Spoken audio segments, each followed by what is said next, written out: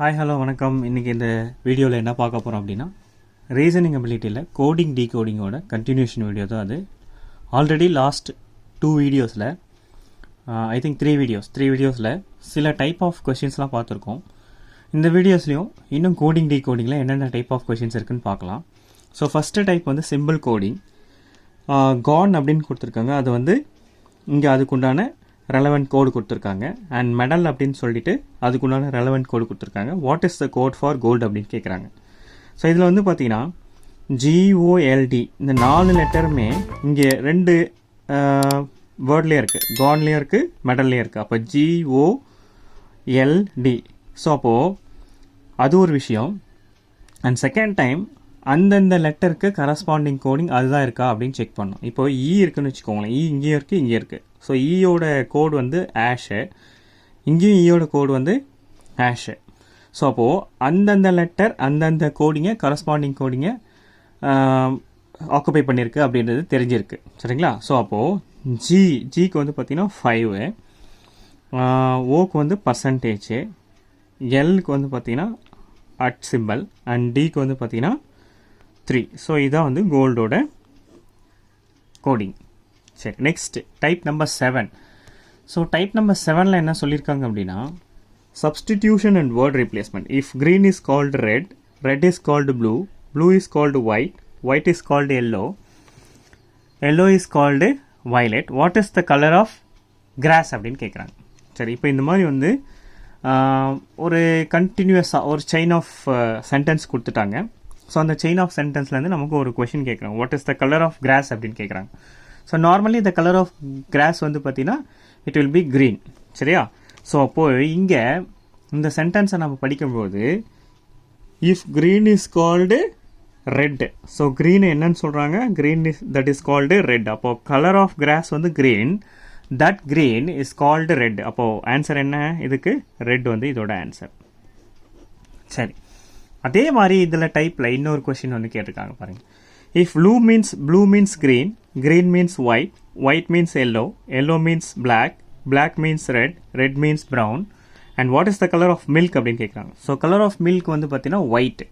Okay, so இதுக்கு முன்னாடி சம்மில் வந்து பார்த்தீங்கன்னா green is called, yellow is called, white is கால்டுன்னு சொல்லியிருக்காங்க. பட் இங்கே வந்து மீன்ஸ் அப்படின்ற ஒரு வேர்டு யூஸ் பண்ணுறாங்க. ஓகே, ப்ளூ தான் வந்து ப்ளூ எதை மீன் பண்ணுது அப்படின்னா ஒயிட்டை மீன் பண்ணுது. ஓகே, சாரி, க்ரீனை மீன் பண்ணுது. க்ரீன் எதை மீன் பண்ணுது? ஒயிட்டை மீன் பண்ணுது. ஒயிட் எதை மீன் பண்ணுது? எல்லோவை மீன் பண்ணுது. பட் இங்கே கேட்குறது வந்து பார்த்தீங்கன்னா கலர் ஆஃப் மில்க் கேட்குறாங்க. கலர் ஆஃப் மில்க் வந்து ஒயிட்டு. ஓகே, ஸோ இங்கே எந்த கலர் ஒயிட்டை மீன் பண்ணுது அப்படின்னு பார்க்கணும். ஓகே, க்ரீன் மீன்ஸ் தான் white. Okay, green means white. White means என்ன ஆகிடுதுங்க? எல்லோ ஆகிடுது. ஓகே, இப்போ இங்கே அதாவது நான் சொல்கிறது நல்லா அண்டர்ஸ்டாண்ட் பண்ணிக்கோங்க. கலர் ஆஃப் மில்க் வந்து ஒயிட்டு. இந்த ஒயிட்டை எந்த கலர் மீன் பண்ணுது? அதுதான் இதோட ஆன்சராக இருக்கணும். அப்போ க்ரீன் மீன்ஸ் தான் ஒயிட். அப்போ இதோட ஆன்சர் வந்து பார்த்தீங்கன்னா green. So green means what? White. What is the colour of milk? White. முடிஞ்சு போச்சு. இதுதான் இதோட ஆன்சர். சரி, நெக்ஸ்ட்டு டைப் நம்பர் 8. சரி, டைப் நம்பர் 8ல் என்ன சொல்லியிருக்காங்க அப்படின்னு பார்க்கும்போது டைப் நம்பர் 8 வந்து பார்த்தீங்கன்னா ஃபிக்சுவஸ் லாங்குவேஜ் கோடிங். இதுக்கு பேர் வந்து சைனீஸ் கோடிங்னு சொல்லுவாங்க. ஃபிக்சுவஸ் லாங்குவேஜ் கோடிங் ஆர் சைனீஸ் கோடிங்னு சொல்லுவாங்க. சரி, இப்போ இதை எப்படி சால்வ் பண்ணலாம்? ஸோ இப்போ இங்கே என்னென்ன Usha is playing cards. So இது வந்து இப்படி கோட் பண்ணியிருக்காங்க. Asha is playing tennis. இது வந்து இப்படி கோட் பண்ணியிருக்காங்க. Okay, next they are playing football. இது எப்படி கோட் பண்ணியிருக்காங்கன்னா இப்படி கோட் பண்ணியிருக்காங்க. And finally cards and tennis இது எப்படி கோட் பண்ணியிருக்காங்கன்னா இப்படி கோட் பண்ணியிருக்காங்க. சரி, இப்போ இந்தந்த வேர்ட்ஸ் இருக்குது பார்த்தீங்களா? Usha, is, playing, cards, they, are, இதுக்கெல்லாம் வந்து ஒரு கரஸ்பாண்டிங் கோட் கண்டிப்பாக இதில் கண்டிப்பாக இருக்கும். பட் இது வந்து பார்த்தீங்கன்னா அப்படியே சீக்வென்ஷியலாக கொடுத்துருப்பாங்க. அப்படின்னா அதாவது கரஸ்பாண்டிங் வேர்டுக்கு கரஸ்பாண்டிங் கோடு அப்படியே கொடுத்துருப்பாங்கன்னா கிடையாது. இது ஷஃபிள் பண்ணி தான் இருக்கும். இப்போ உஷாவுக்கு PO தான் கோடுனா கிடையாது. உஷாவுக்கு வந்து பார்த்தீங்கன்னா POவாக இருக்கலாம், KA இருக்கலாம், TOPயாக இருக்கலாம், MAவாக இருக்கலாம். ஸோ அப்பா நம்ம இந்தந்த லெட்டர்ஸ்க்கு உண்டான கோடை நம்ம இப்போ கரஸ்பாண்டிங் கோடை கண்டுபிடிக்கணும். சரி, அதை எப்படி கண்டுபிடிக்கணும்? ஈஸியாக ஒரு வே சொல்கிறேன். இப்போ ஃபஸ்ட்டு நான் கோட்ஸ் எல்லாம் எடுத்துக்கிறேன். PO, KI, TOP, MA codes எல்லாம் எடுத்துக்கிறேன். ஓகே, இப்போ ஒரு கோடு ஒன்று போட்டுக்கிறேன். சரி நெக்ஸ்ட்டு செகண்டு, அதாவது ஃபஸ்ட்டு சென்டென்ஸில் இருக்கிற கோடை நான் அப்படியே எழுதிக்கிறேன். செகண்ட் சென்டென்ஸில் இருக்கிற கோடை நான் இப்போ கான்சன்ட்ரேட் பண்ண போகிறேன். இப்போ கேஓபி இருக்குது, கேஓபி இங்கே எதுவுமே இல்லை, நான் கேஓபியை இங்கே எடுத்துகிட்டு வந்து எழுதிக்கிறேன். சரி, நெக்ஸ்ட்டு ஜேஏ இருக்குது. ஓகே, ஜேஏவும் இங்கே எங்கேயுமே இல்லை. ஸோ இப்போ நான் என்ன பண்ணுறேன், அந்த ஜேஏவை இதுக்கு பக்கத்தில் எழுதிக்கிறேன். ஓகே, சரி. நெக்ஸ்ட்டு கேஐ இருக்குது, கேஐ இங்கே இருக்குது, அதுக்கு நேராக ஒரு ஆஸ்ட்ரிக் சிம்பிள் போட்டுக்கிறேன். எம்ஏ இருக்குது, எம்ஏக்கு நேராக ஆஸ்ட்ரிக் சிம்பிள் போட்டுக்கிறேன். அப்போ line number 2 over. Okay, line number 2 முடிஞ்சது. Next line number 3. Line number 3ல் கேஐ இருக்குது, அதுக்கு நேராக இங்கே தேர்ட் லைனில் ஒரு ஆஸ்ட்ரிக்ஸை போட்டுக்கிறேன். டிஓபி இருக்குது, அதுக்கு நேராக ஒரு ஆஸ்ட்ரிக்ஸை போட்டுக்கிறேன். ஓகே, அப்புறம் எஸ்ஓபி இல்லை, எஸ்ஓபி இல்லாதால நான் இங்கே எஸ்ஓபியை எழுதிக்கிறேன். அப்புறம் ஹெச்ஓவும் இல்லை, ஸோ அப்போ நான் இங்கே ஹெச்ஓ எழுதிக்கிறேன். அப்போ லைன் நம்பர் 3 முடிஞ்சு போச்சு. Okay, line number 4. Line number 4ல் பிஓ இருக்குது, பிஓக்கு நேராக ஆஸ்ட்ரிக்ஸ் போட்டுக்கிறேன். சன் இங்கே எங்கேயுமே இல்லை, ஸோ நான் என்ன பண்ணுறேன், கடைசியாக இங்கே சன் எழுதிக்கிறேன். ஓகே, நெக்ஸ்ட்டு கேஓபி இருக்குது, கேஓபிக்கு நேராக ஆஸ்ட்ரிக்ஸை போட்டுக்கிறேன். சரி, இதை எழுதிட்டேன்னா நெக்ஸ்ட்டு இப்போ இங்கே இருக்கிற சென்டென்ஸை கான்சன்ட்ரேட் பண்ண போகிறேன். ஃபஸ்ட்டு கோடிங், அதுக்குண்டான ரெலவெண்ட் கோடை கான்சன்ட்ரேட் பண்ணேன். இப்போ சென்டென்ஸை கான்சன்ட்ரேட் பண்ண போகிறேன். சரி, சென்டென்ஸை கான்சன்ட்ரேட் பண்ணும்போது இப்போ first Usha is playing cards. இப்போ எப்படி இந்த ஃபஸ்ட்டு சென்டென்ஸ்க்கு உண்டான கோடிங் அப்படியே எழுதிக்கிறனோ அதே மாதிரி இதை நான் அப்படியே எழுதிக்கிறேன். அதாவது உஷா இஸ் பிளேயிங் கார்ட்ஸ் அப்படியே எழுதிக்கிறேன். சரி, இப்போ நான் இதை ஒரு லைன் போட்டுக்கிறேன். Next Asha is playing tennis. Okay, Asha இங்கே இல்லை, ஸோ அதனால் ஆஷாவை கார்ட்ஸுக்கு அந்த பக்கம் செகண்ட் லைனில் எழுதிக்கிறேன். இஸ்ஸு இங்கே இருக்குது, ஸோ அப்போ இங்கே இஸ்ஸுக்கு நேராக ஒரு ஆஸ்ட்ரிக்ஸ் போட்டுக்கிறேன். ஆஷா இஸ் பிளேயிங்கும் இருக்குது, அதனால் ஆஸ்ட்ரிக்ஸ் போட்டுக்கிறேன்.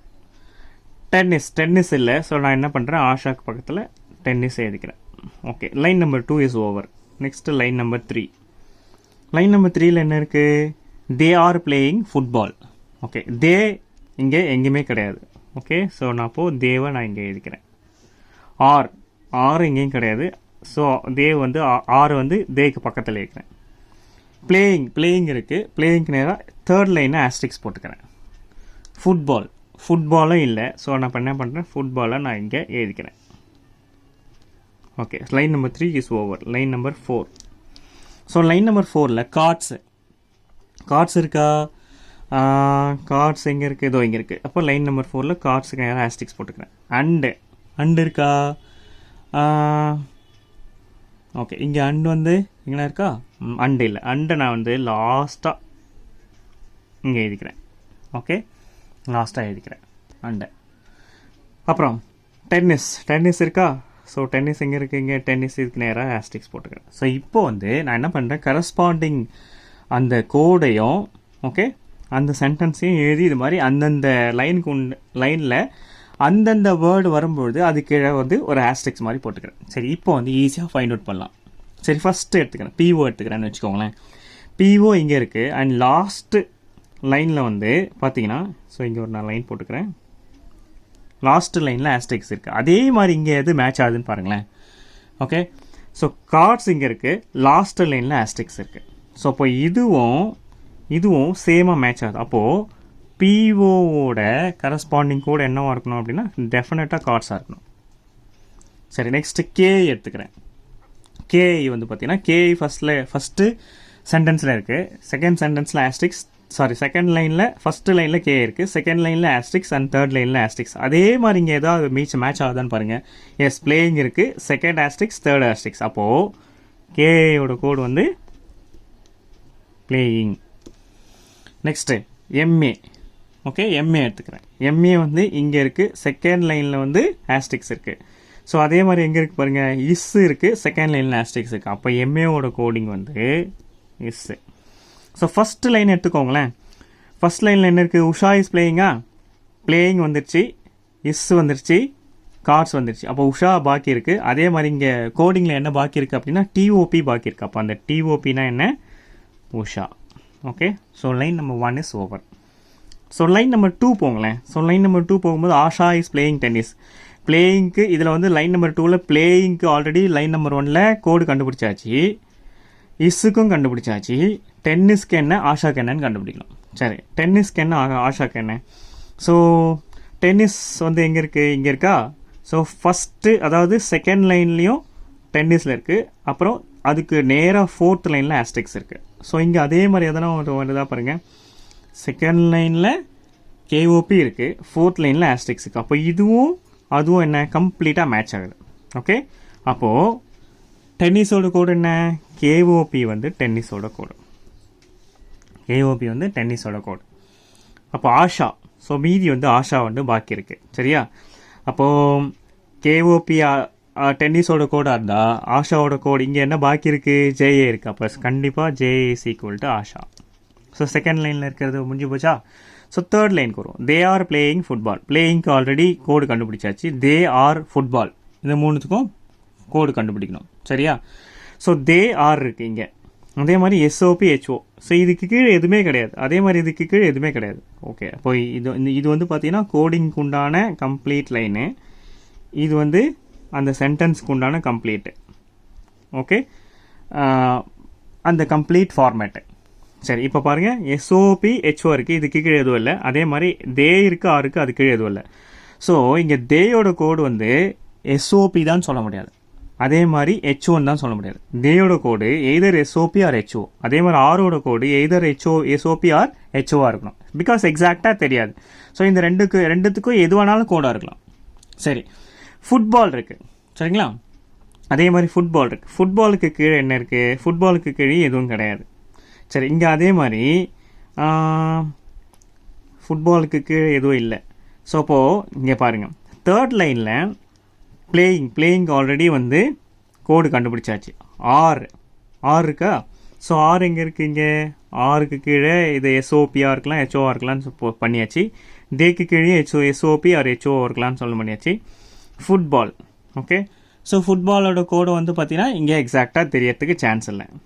ஓகே, ஸோ அப்போது தே ஆறு ஃபுட்பால் தேர்ட் லைனில். ஓகே, தேர்ட் லைனில் தே ஆறு ஃபுட்பால். ஸோ ஆர் இங்கே எங்கன்னா வருதா? ஆர் இங்கே எங்கேயும் வரல. ஸோ இஸ் தான் வருது. ஸோ அப்போது தே ஆர் ஃபுட்பால். இது எதுக்கும் கரெக்டாக எக்ஸாக்டாக கோடு நமக்கு தெரியாது. ஃபோர்த் லைனில் கார்ட்ஸ் அண்ட் டென்னிஸ்.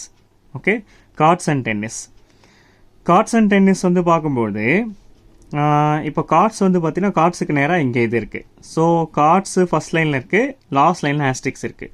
ஸோ அதே மாதிரி இங்கே எதுனா வருதா பாருங்கள். பிஓ. ஸோ ஆல்ரெடி பிஓ வந்து கார்ட்ஸுக்கு நம்ம கண்டுபிடிச்சிட்டோம்.